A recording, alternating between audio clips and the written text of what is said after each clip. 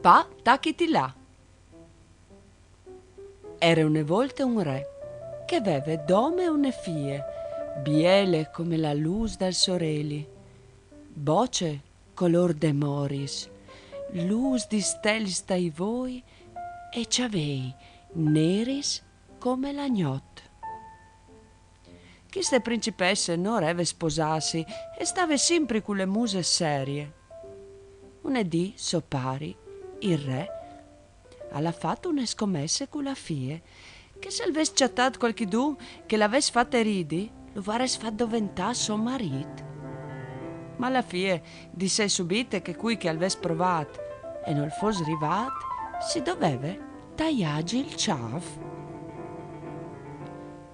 Il re non poteva tirarsi in daur perché aveva in fare la scommesse davanti di Duce e così alla mandata in giro dai mes per 12 paesi dal Soream per avvisarla in che qui che arrivava a fare di la principessa al sares diventato re.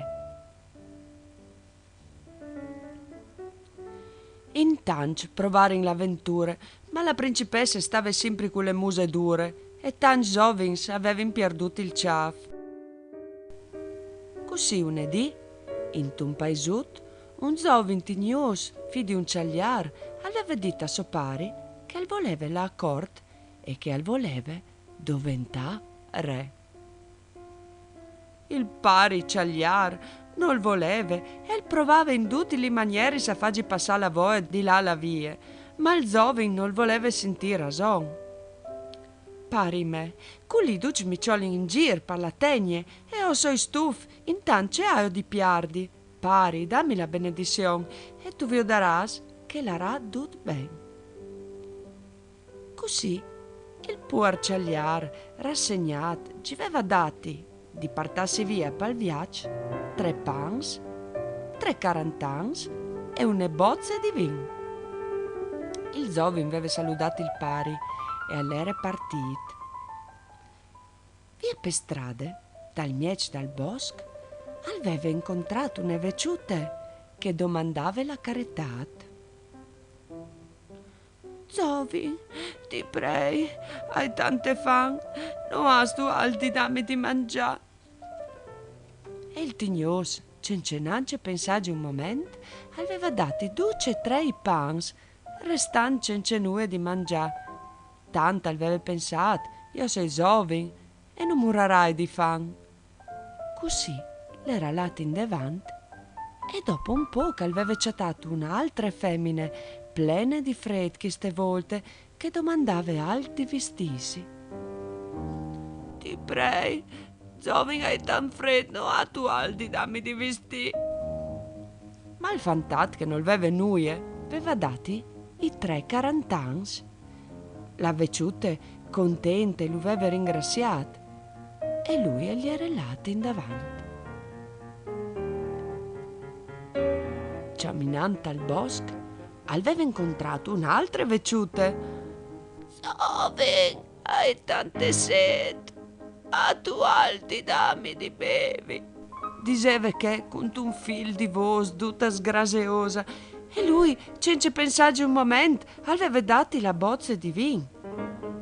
In quel stesso momento la vece era sparita, era comparida dal suo puesto una bielissima fade con in mano un'oce blancissime. A quel punto la fada aveva detto: tu sei un bravissimo giovane, perché le 3 vecchiuti che tu hai incontrato per strada erano sempre io che volevi vedere se tu sei una brava persona. E come lo sai, queste oce è un regalo per te. Tenle, ti porterà fortuna, non sta alla sale mai. E quando che tu sentirai a sberlà, pa, tu has di dire, tacchiti là.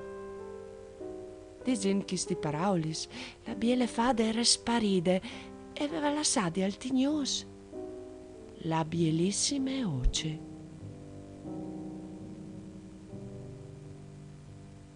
Il tignoso, un poco istupidito, aveva ciappato la oce e gli era relata in davanti. Sicché si faceva gnot e aveva bisogno di un pues per dormire. Aveva veduto un'elusute in tal bosco e l'era relata vi dice che era. Era una locande e lui che non aveva neanche un bagatin si era sentato fuori che così al manco li lov salì non fosse in rivas. Ma il paron delle locande aveva veduto il giovine e subito aveva urut sapeva se aveva beso o no. E lui che non gli aveva, all'era stato mandato via. Ma la figlia più giovane da locandir veduta la voce e fattisi gole di vele e vediti a suo pari. Papà, dagli un plat di minestra di quel giovine e un niet e dici che metti la voce in testale. Altignos però non voleva saventi di mollare la voce e così se l'è appartata a dormire con lui. Quando che era passate miese gnot e un buon toc dalla gnot, il giovine era stato svegliato di un gran cigà. Pa, pa, pa! Tacchiti là, aveva detto lui. E quando aveva impiata l'usor, si era accettata denan la fie dallo stir taccade ta oce che sberlava aiuti, udimi, non rivista cami.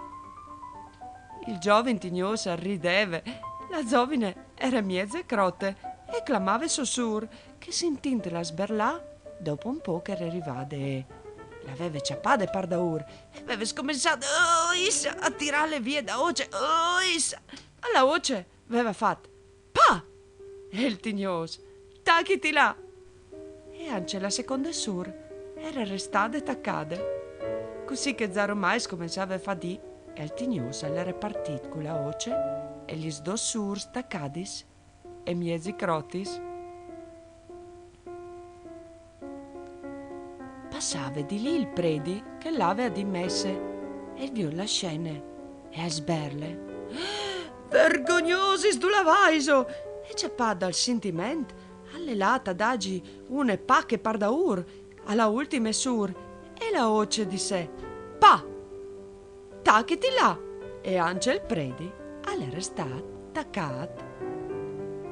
Ciammine la compagnia arriva un volt e ciate un cialderir che vi ho dinto il predi con l'imman sul daur da giovine e scommessa a sberlà vergogniti al va d'agi una par daur e la voce fas pa tacchiti là e anche il cialderir arresta e taccat. Si può immaginare quando sono arrivati in città tutte la inta rideve più che podeve e anche quando sono arrivati donge dal palazzo la principessa s'intindridi di fur a ielade sul barcon e ha veduto queste strane compagnie e ha scominciato a ridi come una matte e il re che le ha sentute alle lata vi odia anche lui ma la compagnia da oce era sparita e all'era restato dome il tignos che comò all'oreve diventare il re vi ho dintlu si era sgrisulato cimut un tignos re.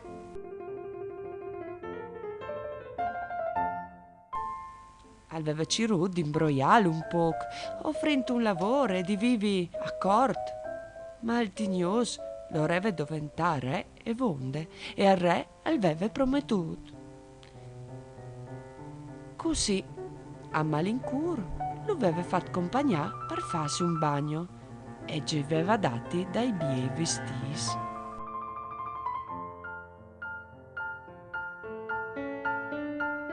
Quando al tignos l'era giù dal bagno, all'era stato trasformato in un fantat che non si era veduto mai un più biel.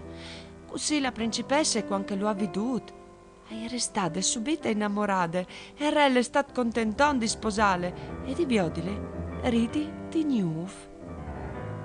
Brindi sposarsi, son là scontune carrozze a cioli il vecchio pari dal tignos che quasi ci veniva un colpo avviò di Sophie Biel con la sua spose. Lo han portata vivi con loro in tal palazzo e di che volte si sono sposati e vivi felici e contents.